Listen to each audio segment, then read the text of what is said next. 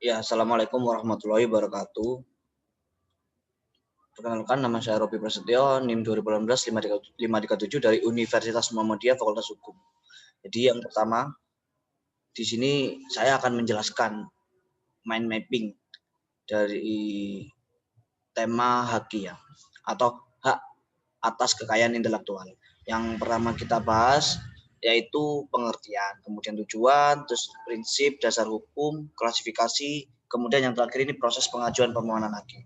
Jadi yang pertama, hak ini merupakan terjemahan dari Intellectual Property Right atau disingkat IPR. Nah, jadi hak ini adalah hak yang berasal dari hasil kegiatan intelektual manusia yang mempunyai manfaat ekonomi. Jadi berdasarkan konsep ini, maka mendorong kebutuhan adanya penghargaan atas karya yang telah diciptakan oleh manusia. Perlindungan itu berupa perlindungan hukum. Jadi perlindungan hukum ini untuk mendorong dan menumbuhkan menumbuh kembangkan semangat berkarya dan mencipta. Nah, kemudian tujuan dari haki tersebut ini yang pertama mencegah adanya kemungkinan pelanggaran haki milik orang lain. Yang kedua, meningkatkan daya saing dan pangsa besar pada pangsa pasar. Kemudian bisa dijadikan sebagai bahan pertimbangan dalam menentukan strategi penelitian bisnis dan industri di Indonesia. Ya, yang kemudian yaitu adalah prinsip-prinsip dari haki ya. Jadi yang pertama ada prinsip ekonomi, yaitu prinsip hak intelektual berasal dari kegiatan kreatif semua kemampuan daya pikir manusia yang diekspresikan dalam berbagai bentuk.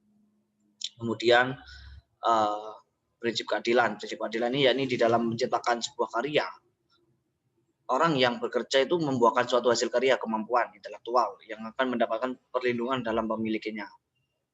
Kemudian ada prinsip kebudayaan. Prinsip kebudayaan ini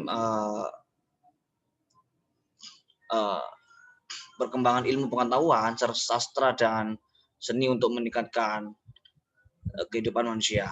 Prinsip sosial. Prinsip sosial ini mempunyai arti hak yang diakui oleh hukum dan telah diberikan kepada individu sehingga perlindungan diberikan berdasarkan keseimbangan kepentingan individu dan masyarakat. Kemudian ini dasar hukum ya. Kalau dasar hukum ini yang pertama ini ada Undang-Undang Nomor 19 Tahun 2002 tentang hak cipta.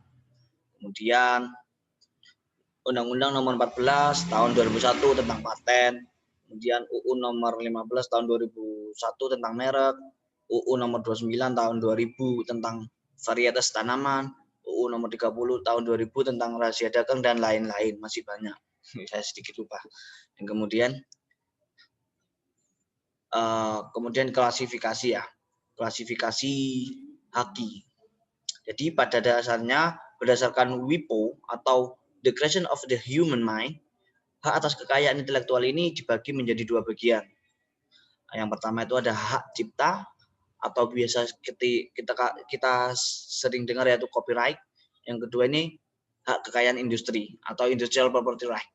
Yang pertama hak cipta. Jadi hak cipta ini merupakan salah satu jenis hak kekayaan intelektual yang untuk mencegah orang lain jenis kekayaan hak intelektual untuk mencegah orang lain yang melakukan hak monopoli dalam melakukan sesuatu. Sifat hak cipta di sini nih, yang pertama nih, hak cipta dianggap sebagai benda bergerak dan tidak berwujud. Yang pertama itu sifatnya. Yang kedua, hak cipta dapat dialihkan seluruhnya atau sebagian. Bila dialihkan harus tertulis. Kita bisa di bawah notaris atau di bawah tangan. Kemudian hak cipta tidak bisa disita kecuali jika diperoleh secara melawan. Kemudian hak kekayaan industri. Jadi hak kekayaan industri ini adalah hak yang mengatur segala sesuatu tentang milik perindustrian.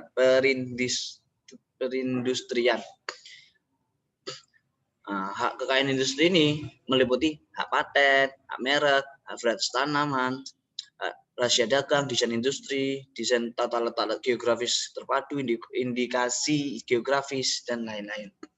Kemudian jadi yang pertama itu hak paten. Hak paten ini merupakan hak eksklusif yang diberikan oleh negara kepada investor atas hasil intervensinya di bidang ekonomi untuk melaksanakan sendiri intervensinya tersebut atau memberikan persetujuan kepada pihak lain untuk melaksanakannya.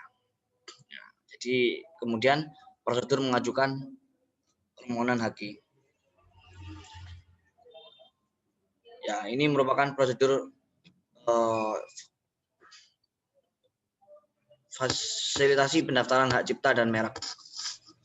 Yang pertama itu KU UMKM ini mengajukan permohonan ke Deputi Bidang Produksi dan Pemasaran. Yang kedua bisa SKPD DI Provinsi yang membidangi KUMKM. Ketiga SKPD Kabupaten atau Kota yang membidangi KUMKM.